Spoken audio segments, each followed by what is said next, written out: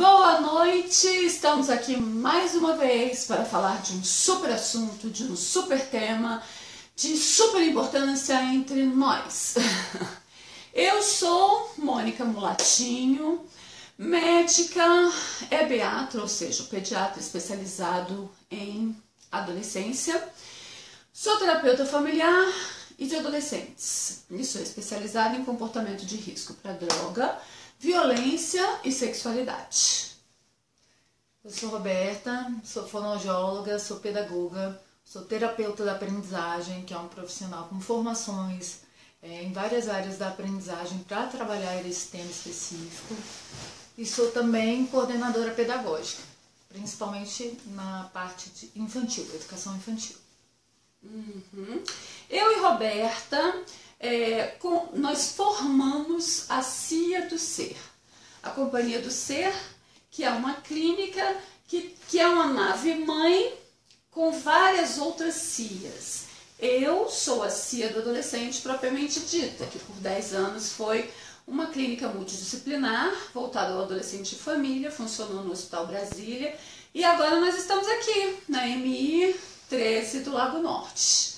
E a Roberta constitui aqui conosco a CIA do Saber, né? Dirige a CIA do Saber aqui conosco.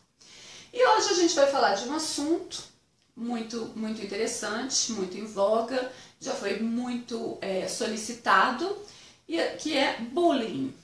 Mas antes disso, a gente já vai deixar aqui para vocês o nosso contato, né? A gente atua na MI 13 numa casa de campo e constituímos aí essa clínica que a gente falou. O nosso contato para agendamentos é 3553-0058. 3553-0058. Brasília, 61. Começa com 61, isso, Brasília. E nós temos a Graciela como nossa super secretária, que está sempre presente, em geral, de 14 às 20 horas. E nas segundas e quartas, de meio-dia às 18 horas. Ok? Então, se você precisar de algum contato, fora o próprio contato aí do Facebook com a gente. Mônica Mulatinho, Roberta Dominici.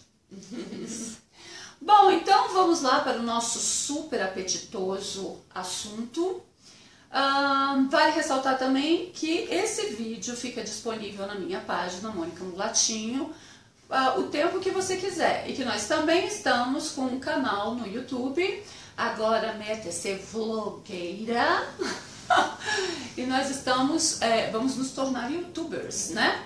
Dizem que o YouTube está procurando pessoas que tenham informações consistentes, de utilidade pública para passar. Então, ótimo, achou. Não nos falta, o que não nos falta é informação de utilidade pública para a gente poder transmitir e auxiliar as pessoas que porventura estejam buscando essas informações. Bom, então vamos lá, Roberta querida. Hoje eu vou funcionar até mais como âncora, vou dando aí as pinceladas, né? Uma aqui, outra ali, mas hoje a gente vai sugar a Roberta Dominici e todos os seus conhecimentos. Roberta, nosso super assunto a pedidos, bullying. Afinal, o que vem a ser bullying? Bom, o bullying é uma agressão feita a uma pessoa num meio social.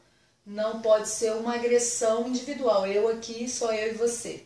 Essa não, esse é um outro tipo de agressão. O bullying ele tem que ser caracterizado pela presença de um grupo. Bullying vem da palavra bully, em inglês chama valentão, fortão, aquela pessoa mais impositiva, bem de filme mesmo, aqueles fortes que querem se impor na frente dos outros, para mostrar poder, para mostrar a segurança, a liderança, a imposição. Para se sobrepor. Exatamente, né? Seja por força física, seja por força intelectual, seja por força emocional, ou mesmo social. Ele coloca uma pessoa sendo discriminada e essa pessoa ela tem que se sentir discriminada. O que acontece? Hoje em dia muita gente confunde o bullying com a brincadeira social. O bullying, ele Brincadeira social que não é de bom gosto, né? Exatamente. Mas o bullying, ele tem que ser repetitivo, ele tem que acontecer no meio social, e a pessoa que está sofrendo bullying, ela tem que se sentir menosprezada, humilhada, agredida, isolada pelo meio em que ela vive. Essas são as características do bullying. O que acontece? Muitas vezes, eu vejo muito até de pequenininho, porque o bullying acontece cada vez mais na educação infantil. A gente não tem ideia disso, mas tanto o bullying como alterações que não podem ainda ser caracterizadas como alterações de personalidade, ela já acontece com crianças pequenas com mais intensidade do que a gente via antigamente.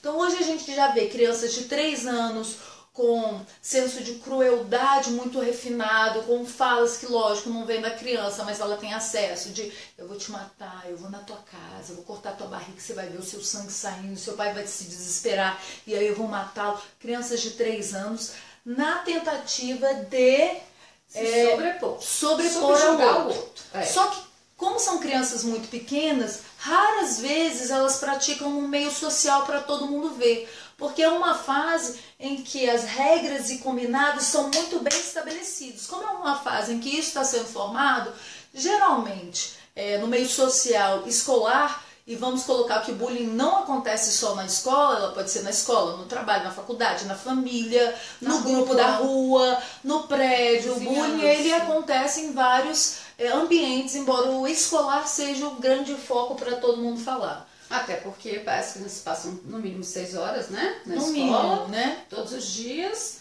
E tem muito os social. responsáveis, tem os educadores para serem cobrados também. Exatamente. Na vizinhança, cadeia vai cobrar de quem, Do né? pai que ficou em casa enquanto o filho estava lá brincando.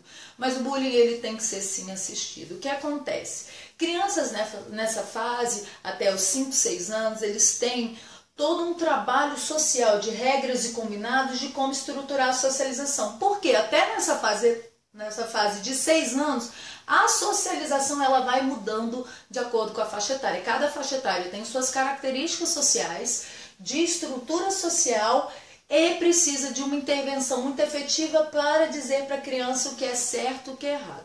A gente costuma dizer que a lei do mal na criança é quase a lei da gravidade. Como é isso? Você não precisa ensinar uma criança a ser má, mas ensinar ela a ser boa você precisa. Ela sozinha, no contato social, ela descobre e sabe fazer tudo que não pode. Se você deixar seu filho solto em casa e não falar nada pra ele, daqui a pouco com certeza ele está fazendo algo errado. Mas o bom, você tem que dar a base, você tem que dar as regras, o convívio social. O ser humano, ele vem com isso. Olha que super interessante, dessa eu não sabia. Com essas características, na verdade, a gente chama de maldade, mas não é bem uma maldade. Porque para se caracterizar uma maldade, tem que ter uma intencionalidade de machucar ou agredir algo ou alguém. E a criança pequena, raras vezes, fora esses casos que eu estou falando, que hoje em dia acontecem mais, elas não têm essa intenção, mas elas praticam porque elas são verdadeiras, porque elas ainda não têm muito bem estabelecido certo e errado. Então, na educação infantil, você não observa tão claramente o bullying porque os professores estão mais atentos. Eles estão colocando as regras em cima de regras, eles estão ensinando o tempo inteiro o que é certo e o que é errado, como você pode tratar o colega, como você não pode tratar, como você pode ser tratado. A partir do início da educação fundamental, essas práticas sociais de intervenção, elas começam a diminuir um pouco. E as crianças têm mais raciocínio lógico em cima das ações sociais. Então eu já sei o que vai diferir, o que vai fazer você modificar o seu comportamento baseado numa fala minha ou numa atitude minha. Então o comportamento do bullying, ele é mais observado a partir do início do ensino fundamental. Então, para ser bullying, tem que ser no social, a pessoa tem que se sentir agredida, a vítima, e tem que ter um agressor, que é o tal do valentão, que é o bully, né? Ele tem que ter alguém que vai ser aquele que vai agredir a criança. Toda forma, meu filho está sendo chamado de orelhudo, na escola, então ele está sofrendo bullying.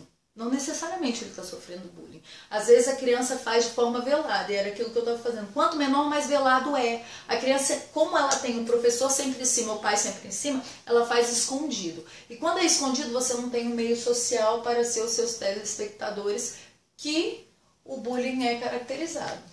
Então, o bullying tem que ser no meio social. Tem que ser no meio social. A pessoa que sofre bullying tem que se sentir agredida. É, porque se for uma brincadeira em que você, na verdade, não ligue, tipo, sei lá, maroca, cara de paçoca. Você acha divertido, você acha legal, eles têm muita mania de fazer isso.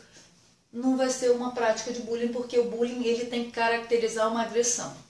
Então, isso a gente vê muito, até nos grupos de pais, assim, das escolas, nos zaps da vida, a gente vê muito os pais achando que os filhos estão sofrendo bullying porque chamou, você é feio, você é chata. Não vai pra minha festa de aniversário. E aí, isso não é bullying? Não necessariamente. Pode, a longo prazo, se caracterizar por um bullying. Começar a ser algo constante, o bullying tem que ser algo constante. Repetido. Não pode ser uma ação isolada, ela tem que ser repetida. É como se houvesse uma perseguiçãozinha mesmo, né? Exatamente. O bullying é aquela perseguição. Só um minutinho. Pode continuar, Roberta? É que eu coloquei o cão de guarda pra fora e ele acaba de pular a janela. Ai, que delícia. Só um minutinho. Roberta, continua. Então, na verdade, a gente tem que ter muito cuidado, tanto para dizer que o nosso filho ou nosso aluno está sofrendo bullying, como ter muito cuidado em não perceber que o meu filho ou meu aluno está sofrendo bullying. O nosso olhar, hoje em dia, tem que ser muito focal para isso. Porque acontece. E é uma das violências que mais crescem hoje em dia no mundo é o bullying. O bullying ele foi caracterizado, foi começado a ser estudado no final da década de 70 na Noruega. Na verdade, o estudioso estava procurando razões para tanto suicídio na época de adolescentes. E aí ele descobriu que, na verdade, esses suicídios vinham de vítimas de um processo de perseguição no meio social, caracterizando o bullying. Então, daí passou-se a estudar o bullying. E o bullying ele vem em crescimento. Ele é uma prática de agressão que está cada vez mais em voga. Tem o cyberbullying, enfim, o bullying ele tem suas características ampliadas a cada dia que passa. Ok. Então, recapitulando, tem que ser no meio social. Tem que haver uma repetição. Tem. Ou seja, eu chamo fulano chama meu filho de chato hoje. Chama meu filho de chato amanhã. Mas depois não chama mais, não é bullying. Não é bullying. Na verdade, gente, a gente tem que lembrar que até, principalmente os 6 anos, eles estão construindo relações sociais, eles estão aprendendo a viver em grupo. Porque ninguém nasce sabendo viver em grupo. É uma relação construída e é uma relação extremamente complexa. São várias áreas, vários âmbitos. Então, o chamar de alguma coisa, na verdade, é uma forma de tentar te ferir para não ser ferido ou tentar ganhar o que eu quero. Então, a gente também tem que ter muito tato. Quanto menor, mais tato a gente tem que ter para falar que é bullying. Acontece, não vamos negar, acontece. E cada vez mais. Mas nem tudo é bullying. Como a gente pode, nós, enquanto pais, como nós podemos identificar que uma situação em que o nosso filho esteja sofrendo bullying? Olha, o bullying, ele gera na criança um sentimento de desconforto, de tristeza, de isolamento social. Então, primeiro de tudo, os pais têm que estar atentos aos filhos. O que acontece? Hoje em dia a gente corre muito, nós somos mães também, sabemos que é difícil na hora que você chega em casa parar para ouvir seu filho, e isso é fundamental. Ninguém descobre que o filho ou o aluno está com bullying se a gente não tiver o olhar voltado para as relações sociais e a vida dos nossos filhos e alunos. Então a gente tem que ter o olhar. Eu tenho que chegar em casa e perguntar como foi a escola, tá legal, não tá legal. Crianças que estão sofrendo bullying, geralmente elas não dizem que têm amigos. Muitas vezes elas tentam fugir daquele ambiente onde o bullying está sendo praticado, ou a escola, ou ela para de descer com os amiguinhos, ou ela não quer mais sair para a rua, ou ela não quer mais ir a reuniões familiares. Ela começa a demonstrar a fuga, porque o ser humano tem a tendência à fuga das situações que o incomodam. Então há uma tendência à fuga. A criança geralmente, gente, não há um padrão. Se ela tiver tudo isso, ela está sofrendo bullying. Ou não apresentou nada disso, então como eu ia descobrir que ela estava sofrendo bullying? Na verdade, a prática para saber se seu filho ou seu aluno está sofrendo bullying, você tem que estar visualizando o contexto social dele. Você tem que ver, você tem que ir atrás, você tem que acompanhar. Mas são características comuns na maioria dos casos. O isolamento, a falta de motivação para ir em determinado lugar onde ele está sofrendo bullying, começa a cair os rendimentos escolares, porque na verdade o emocional está muito alterado e a aprendizagem ali não é foco. A gente falou um pouquinho antes que para você ter uma aprendizagem significativa, você tem que estar emocionalmente e socialmente equilibrado. A partir do momento que qualquer coisa desequilibra isso, cai a parte de aprendizagem, porque o seu corpo, toda a sua mente está voltada para outro foco. Então cai o rendimento escolar. Crianças muitas vezes até adultos começam a apresentar gastrite, úlcera, dor de cabeça constante, dor no estômago, que são características de pessoas que estão sofrendo a situação de estresse. Então isso você procura no seu filho. Fica mais choroso, fica mais manhoso. Quanto menor, mais difícil ele tem, dificuldade ele tem para estruturar que ele está sofrendo bullying. Ele não vai falar, uma criança de 4, 5 anos, 6, eu estou sofrendo um bullying na escola, porque é muito difícil. Então você observa que eles não têm maturidade para verbalizar. Não, eles nem entendem o que eles estão sentindo, nem tem vocabulário para nomear. Então eles começam, não tem um amiguinho, você pergunta qual é o seu melhor amigo, já não tem. Com quem você gosta de brincar? Não sei bem. Como foi a escola? Não foi muito legal. Então ele começa a verbalizar que algo está diferente do que era. E aí você tem que começar a focar. Até porque criança que começa a mudar comportamento, algo acontece. Ninguém muda comportamento do dia para a noite. Principalmente criança e adolescente. Mudar comportamento, cair na escola, sempre é uma comunicação. Até que se prove o contrário, vamos futucar tudo, né? Vamos escarafunchar tudo, vamos ver se não está acontecendo alguma coisa aqui. Pode ser um sintoma de uso de droga, pode ser um sintoma de abuso, pode ser um sintoma de bullying. Então a gente tem que procurar, sim, saber o que está acontecendo, né? Pode ser sintoma de abuso psicológico também. Imagina, meu meio-irmão na escola, a professora chamava ele de fracassado. Isso é muito forte, porque o bullying não necessariamente é de um par. Embora, alguns teóricos, a maioria, não dizem que o bullying é caracterizado quando tem hierarquia.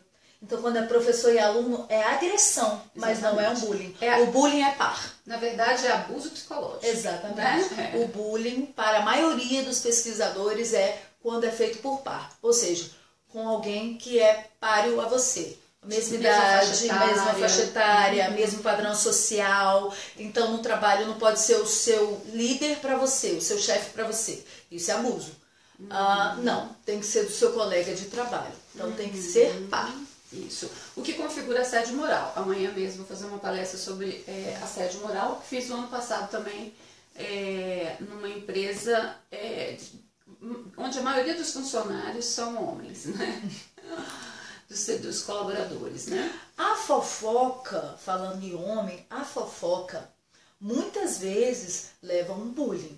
Então, ambientes que trabalham muitas mulheres, no fundo, quando você faz um comentário, sabendo que aquele comentário vai atingir a pessoa e você começa a colocá-la numa situação de humilhação, é um tipo de bullying. Então, bullying pode acontecer entre adultos. Entre adultos. Entre pares, adolescentes. Mesma faixa etária, né? Sem hierarquia. Isso é ótimo para definir. Então, minha gente, recapitulando, a gente já não pode dizer que meu filho está sofrendo bullying porque ontem alguém chamou ele de chato. Meu filho está sofrendo bullying porque ontem o coleguinha chamou ele de feio. tem que estar no contexto social, tem que ser repetido, tem que configurar uma certa perseguição, Exatamente. né? E tem 3 personagens: a vítima, o agressor e o telespectador, que na verdade é ou omisso, ou tomando partido do valentão, digamos assim, da pessoa que está praticando esse abuso. Ou coadunando com bullying, né? Da plateia. Exatamente. Ou simplesmente com a omissão se caracteriza como um apoio a quem está praticando bullying.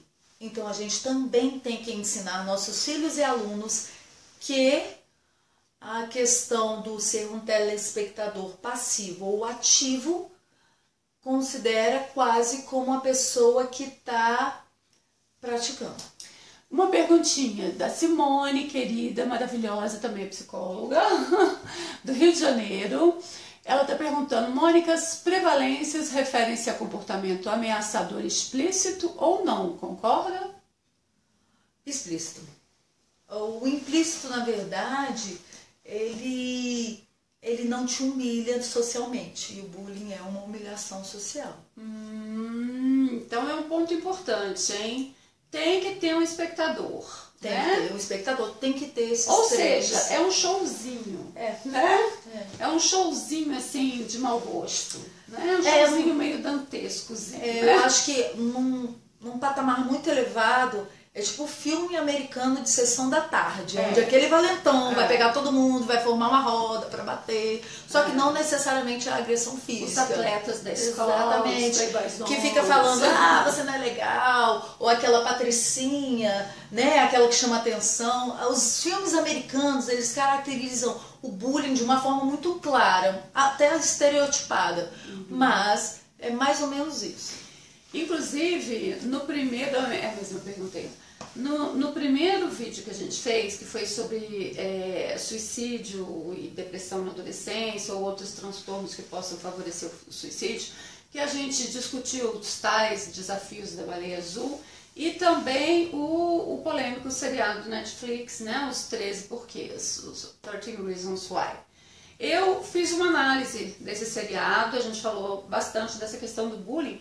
A gente vai terminar de fazer umas perguntinhas teóricas aqui para a Roberta esclarecer, e depois a gente vai entrar na nossa contação de causos. E eu vou entrar de solo novamente nos 13 porquês, que ele exemplifica com perfeição, né? Quase tudo que os adolescentes podem passar numa escola, que um adolescente pode passar numa escola, que os pais nem sonham e que por vezes nem a escola sonha. Exatamente. Né? Porque muitas vezes, gente, nós que trabalhamos em escola, a gente tenta ver a criança de todas as formas, ou o adolescente de todas as formas. Ninguém quer que o seu aluno ou seu filho seja vítima e nem seja o agressor e nem um telespectador. Ninguém quer que o filho passe por esse tipo de situação. E quando passa, muitas vezes a gente perde a mão na forma de lidar. Então o que a gente tem, infelizmente hoje em dia, são muitos pais tentando resolver o problema pelas próprias mãos. Então são pais que vão lidar com crianças pequenas, gritando, brigando, com filhos dos outros, não o filho dele. O filho dos outros, ele chega e se sente no direito, como o filho dele foi agredido, a agredir. E nem ninguém dá esse direito. Primeiro porque ele é menor que você, só de tamanho ele sente uma agressão maior. Fora que você está praticando o mesmo que você está dizendo que é errado, que é uma agressão social, é uma agressão explícita e humilhante. Exato, né? Muito mais covarde, porque não é seu par. Né? Exatamente. Existe uma relação de poder, alguém está em desvantagem aí. O bullying é de par para par, né? Agora, a partir do momento que eu, enquanto mãe, entro para ir lá, né, coagir o suposto menino que está praticando bullying com o meu filho, aí a coisa já muda de figura, porque aí já vira abuso psicológico. Exatamente. Então, assim, eu não quero que meu filho sofra bullying, por isso eu vou me transformar num abusador psicológico com um suposto agressor. E né? aí vamos deixar um pensamento, o que você quer passar para o seu filho a partir do momento em que você considera a ação que ele está sofrendo errada e você pratica uma ação parecida, mas de grau mais intenso.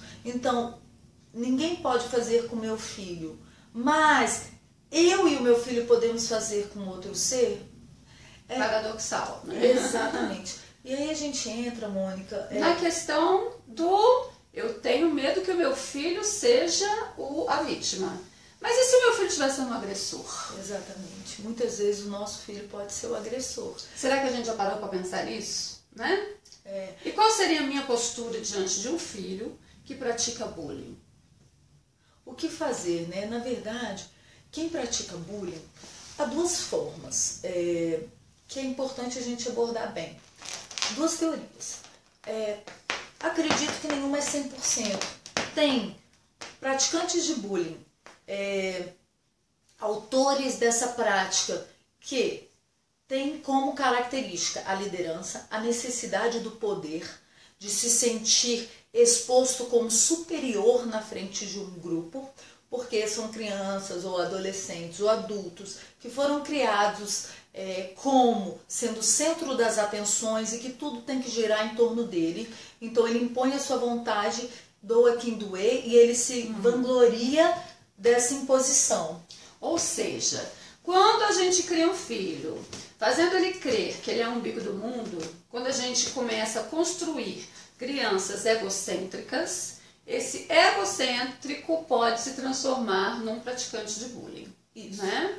Em geral é isso mesmo, é o que a gente vê. Né? Os meninos mais super protegidos, mais... Né? Eu sou maravilhoso, tudo tem que girar em torno de mim, é legal, eu tenho que ser o legal, eu tenho que ser o ovacionados, etc. e tal, geralmente são os praticantes de bullying. São. Mas existem outras teorias que defendem que o praticante de bullying, na verdade, é uma pessoa com autoestima extremamente baixa, com dificuldades sociais, em que na verdade ele pratica para que as pessoas não percebam a fragilidade dele. Então eu ataco para não ser atacado. Eu me sinto frágil demais ao ponto de poder sofrer isso, então eu ataco para não ser a vítima. Tipo, a melhor defesa é o ataque. Exatamente. Né? E quando eu crio filhos egocêntricos, quando a gente cria filhos egocêntricos, na verdade, a gente cria filhos frágeis. Né? Porque a gente cria um filho no meio de uma ficção, de uma fantasia, de um delírio. Né? O delírio dos pais. Ai, meu Deus, ela foi hoje com aquela fantasia e a professora não elogiou.